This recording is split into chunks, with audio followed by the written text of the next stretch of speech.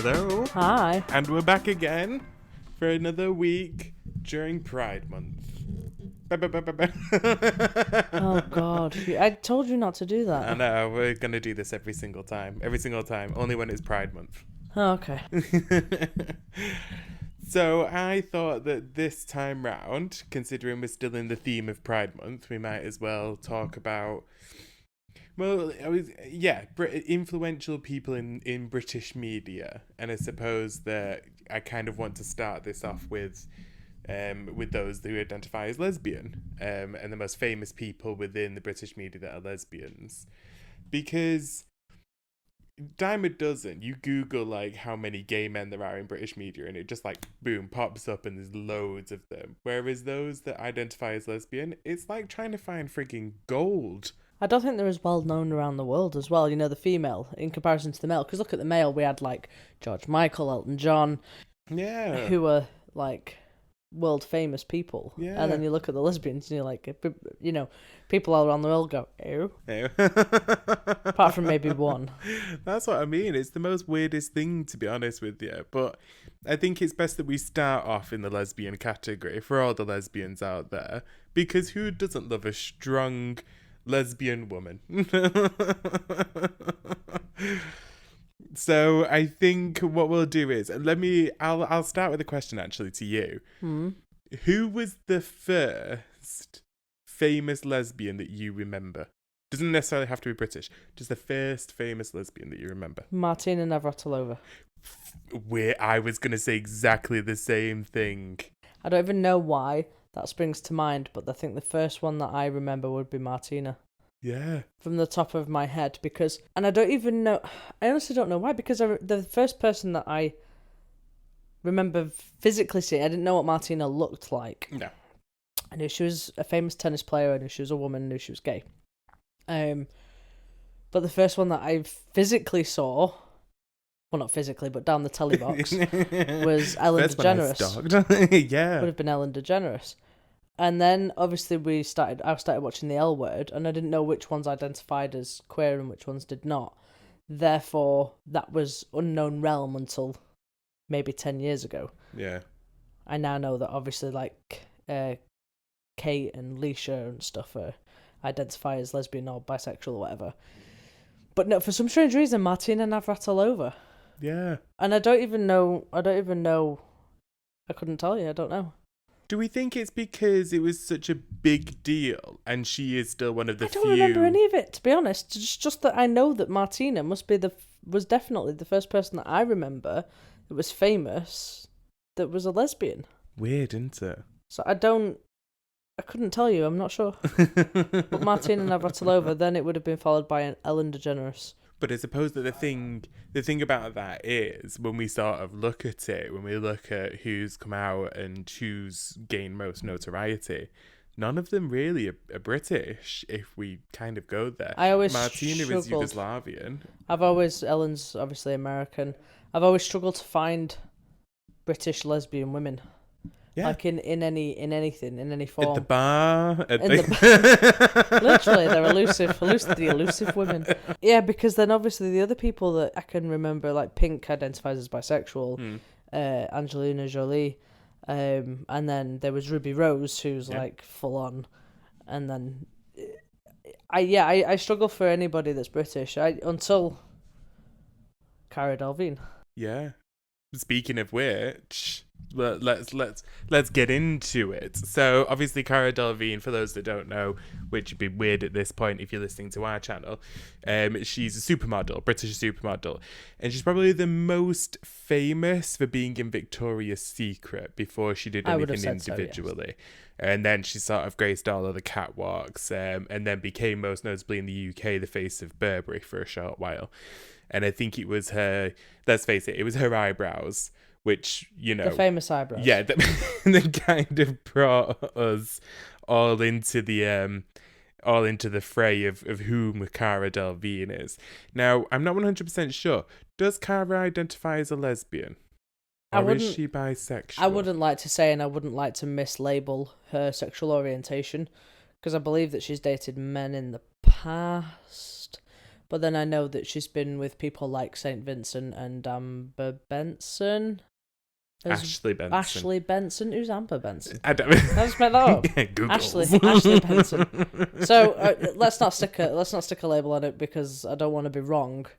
But we do know that she's definitely dated both men and women. Yeah, exactly. And it's kind of it's one of those things where I do sort of hold Cara Delevingne in high regard within the LGBTQ plus community, because whilst people would just go, oh, she's a model and that's about it, she does a lot. Yeah, but I didn't realise that either.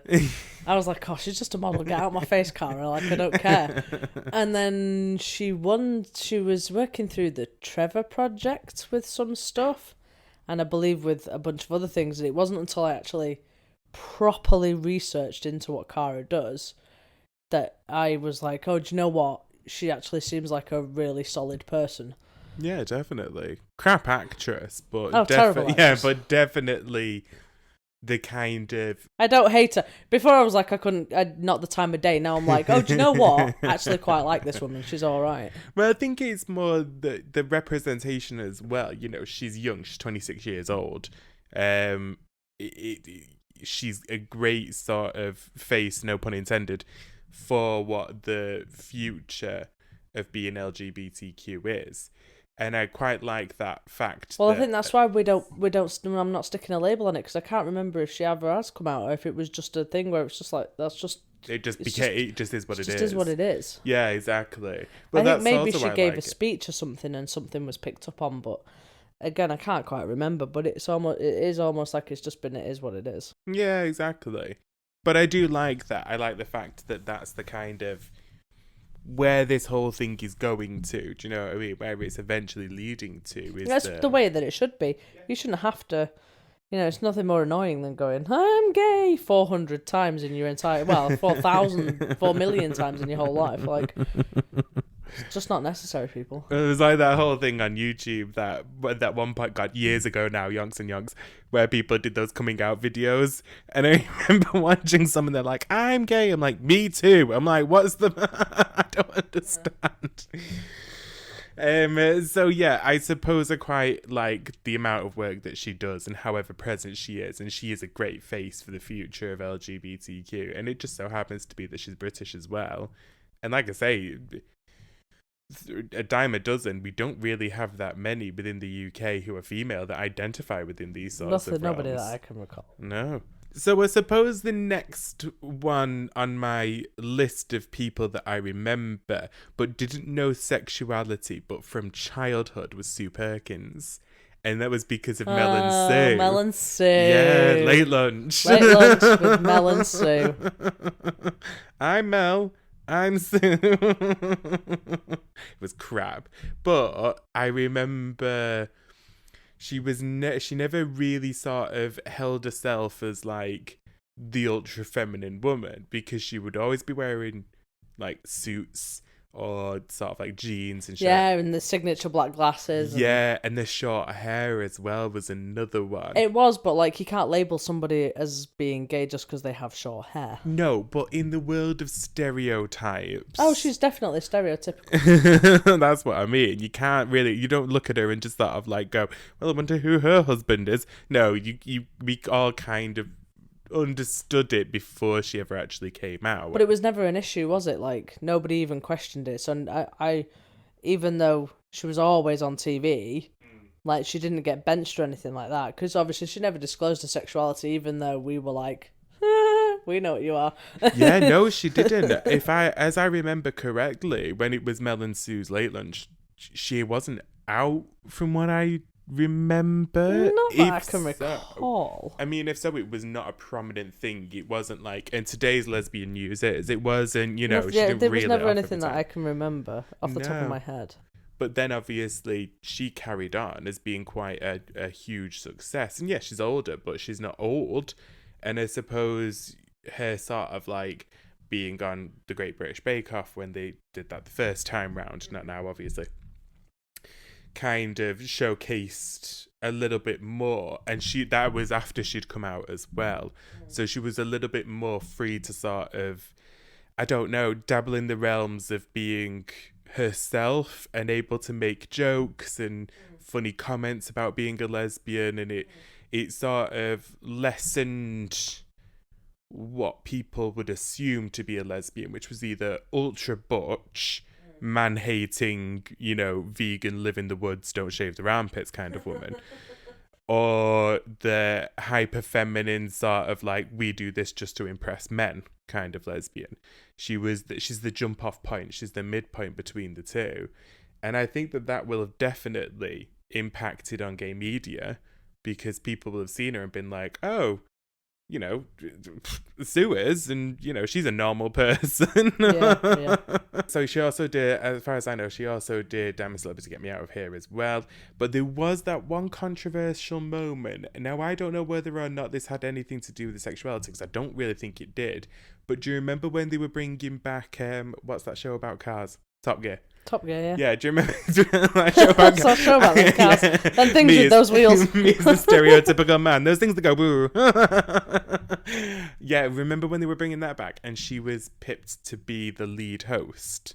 No, I don't remember that. Do you not remember that? No, because there was that after the other three had gone, there was a lot of rumours flying around about like Jamiroquai, JK being the lead, and there was loads of people circulating. So no, I don't specifically remember that. No, I remember it because I remember being on Twitter and sort of like going through my spiral holes, and I remember seeing all of the hate that she got. And I always actually think, looking back from what I remember, it was anything to do with her being a lesbian. I think it was just because she was a woman. And I think it was like being a woman and presenting a show about cars. Like, what the fuck would she know? Which is sexist and ridiculous and has no place here in the UK. But yeah, and I remember her saying, even if at any point I was going to consider it, I'm not anymore. And I remember she deleted her Twitter because of it as well, because of all the hate that she faced. Anyway, we'll move on to the next one. So I don't really know when I found this out, but I remember that she was a comedian. She was a comedian on American TV, like an American sketch show style TV, and it was Sandy Toksvig. Oh right. And she was on an American show where they did sketches. It was not SNL. It was way before SNL's time. And well, it couldn't have been way before SNL's time, because SNL's been running for decades. Well, yeah, but she's like decades. How old is Sandy Toksvig? She's got to be in her 60s. She's the one that presents QI. She presents QI now, yeah. She's no, because like there's SNL sketches from when Tom Hanks was like 18 or something stupid. Oh, okay. So no, it might have been. She might have done SNL. She might have done. I don't think she did do SNL, but I think it was something else. But I don't really know enough about her. I just know that she took over QI. But my interesting thought process on this was, I don't know what the lead satisfaction is, what the main reason for QI is. I like QI, but they went from one gay presenter, which was Stephen Fry, to a lesbian presenter, which is Sandy Toksvig. Don't know. Now, when Sandy retires in the next 30 years or so, I don't know how long she's planning on working for, I am open to present QI. If your lead is just gay, slightly witty, I think I'm there. I can read from a Q from a Q card. A Q card. Thank you. It's going to say from a QR code. I can read from a QR code. I'm glad you can read from a QR code. You now not getting the job. It's a Q card. Like I was ever in the running. Holy hell. But it was interesting that she sort of like, she took over that position and everyone welcomed her. So it was a different thing. She took over from man, but perhaps it's because No, I just don't. I think the category of people that watch QI just didn't care. Just don't think they cared. Yeah. I know you watch it. I know that one of our very good friends watches it, and neither one of you strike me. Well, obviously you're not. No, but he's not the kind of person to give a flying monkeys. No, in fact, he's a massive fan of Stephen Fry anyway. Yeah, so. Exactly. Yeah, that's very, very true. Yeah, it is true. It's one of those things where it's probably just because it's a different category. I think it's a different category of people, and I think those people couldn't give flying monkeys who presents it, to be honest. Yeah, as long as it's someone intelligent. Intelligent. It's just intelligence, isn't it? Yeah. Really. So, do you remember? I don't know if you do because I don't know how much of this you followed, but the TV show Naked Attraction. Yeah, we've discussed the fact that I knew what Naked Attraction was. I'm the one that said to you, "Oh my god, have you seen Naked Attraction?" And then there was what's her face, the funny comedian from down south. She's a lesbian as well. She's really funny. She always goes on about it. She's sat there with a pint of Baileys with her mum. Oh God, yes. Oh my God, what's her name? Oh, I can't remember her name now neither. Very, very sorry, I can't remember what she's called. Yeah. She's absolutely hilarious though. I'm drawing a blank. So yeah, because she does the stand-up sketch about have you seen Naked Attraction? So yes, I have seen it.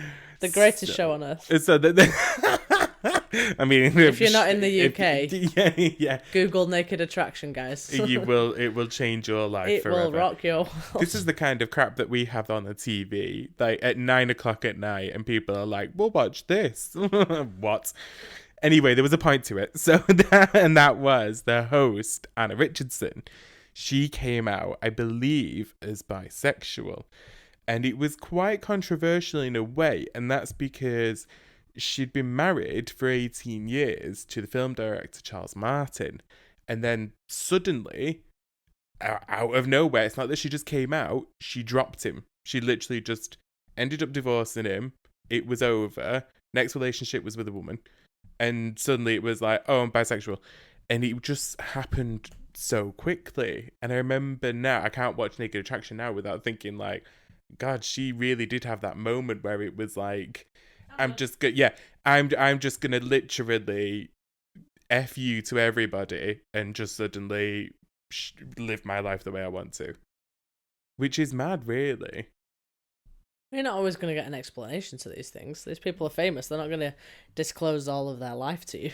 No, I guess not. But it is just so strange, isn't it? That you see someone on TV for so long and then all of a sudden they're just like, by the way, I am now bisexual. I can't really remember what she looks like, to be honest. All I've got is these weird images of people revealing their feet and their legs on Naked Attraction. I can never remember what the presenter looks like. I've just got people's body parts. Yeah. I can never remember what the presenter looks like because I'm horrified by the show that's going on.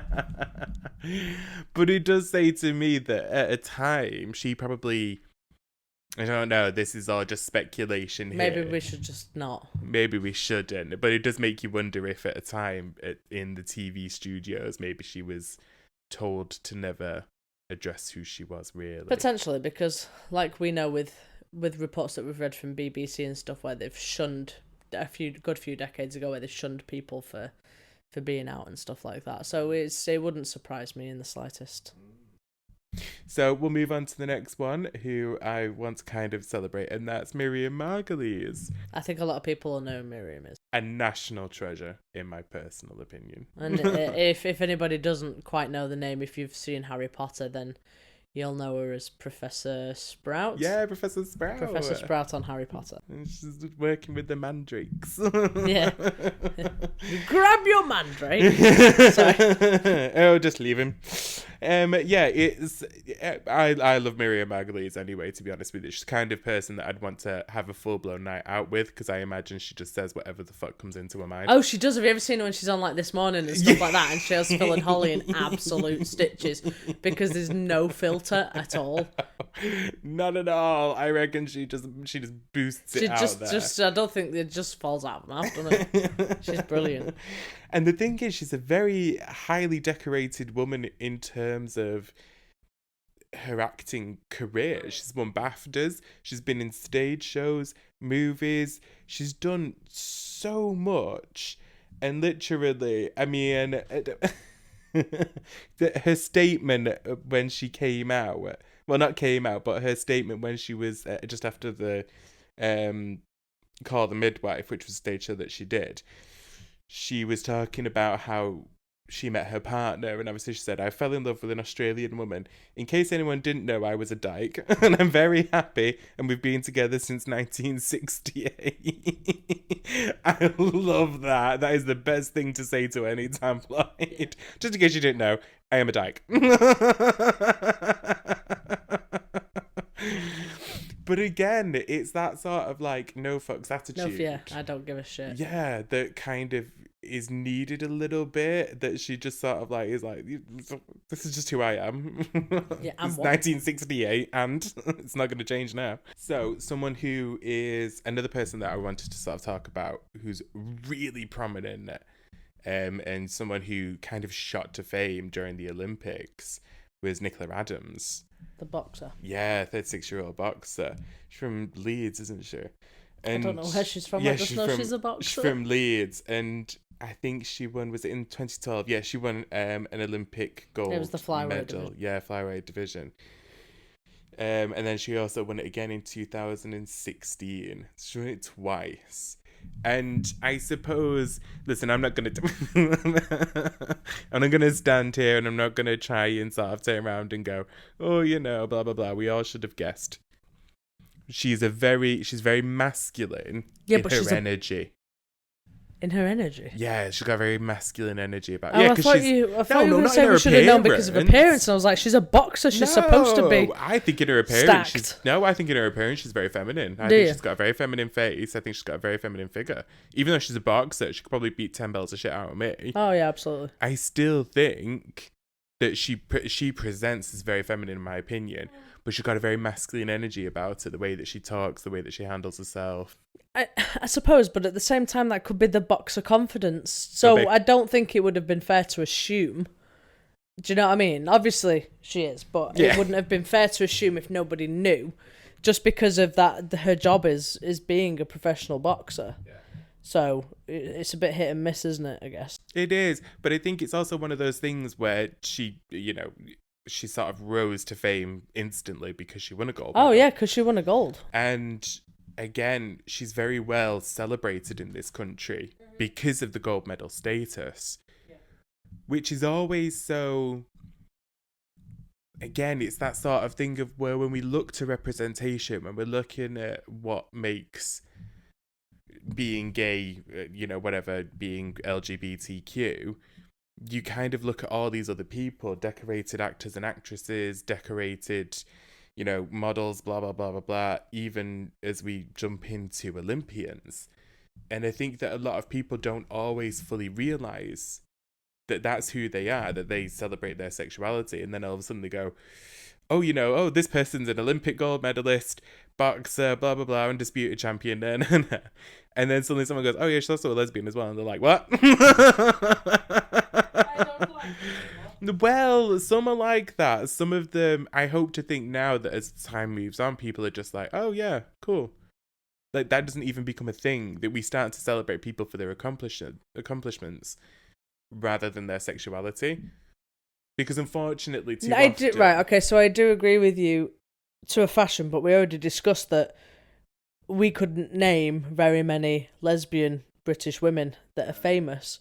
Therefore, I think for right now, we do need to know. Well, we don't need to know anything. We need to know. It's not our right to know anything, obviously. But I think that for argument's sake, like if they want to come out and they want to say, I am a lesbian, then they should do, because at least then you're getting more representation. I do agree, though, that eventually it shouldn't be a thing and they should just be celebrated for being, I don't know, Emmy Award winners or Olympic athletes or whatever it might be. But right now, we still need that representation. We still need these people to be coming out and be more vocal and visual. And I agree, actually, yeah.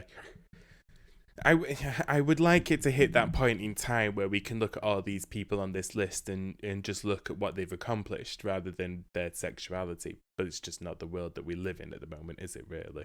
No, not really.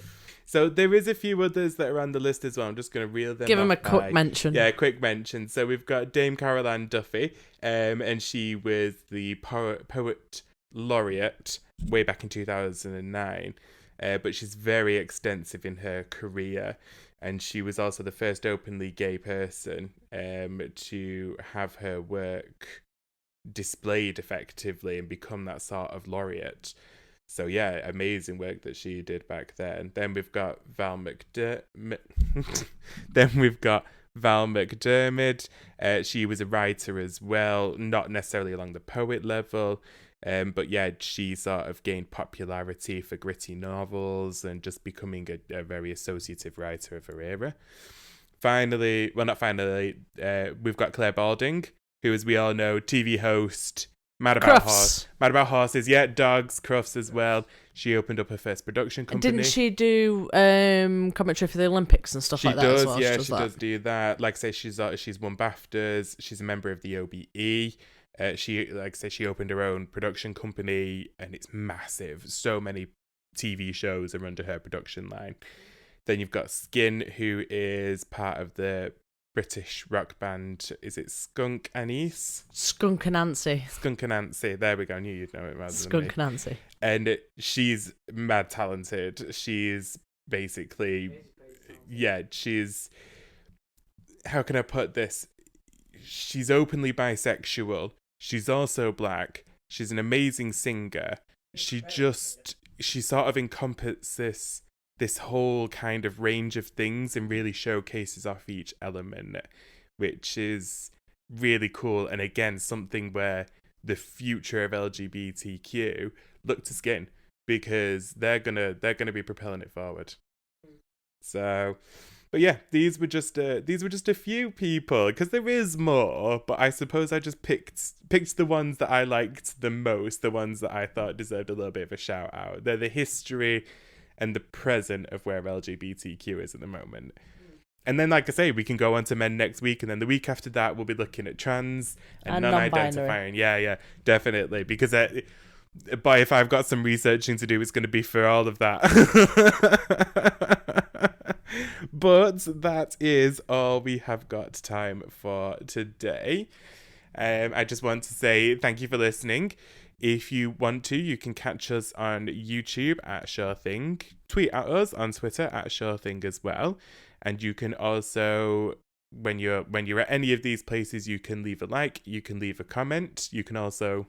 And hit the bell button for notifications. You can also find us on Patreon at A Sure Thing. You can also find us at Buy Me a Coffee at A Sure Thing as well. Because without coffee... I'll fall asleep during a podcast. Can you imagine if you did? I'd have to have me throwing the microphone at you. Like, wake up, this is work. We are busy. So yeah, that's all of that. Like I say, at me, DM me, tweet at me, do all these sorts of things. Throw rocks at him. Yeah, throw rocks at me. I want to know just who is the most influential lesbian that you can think of, that you know, that inspires you on a daily basis. Let us know. We always want to know. And anyway, until next time. Bye. Bye.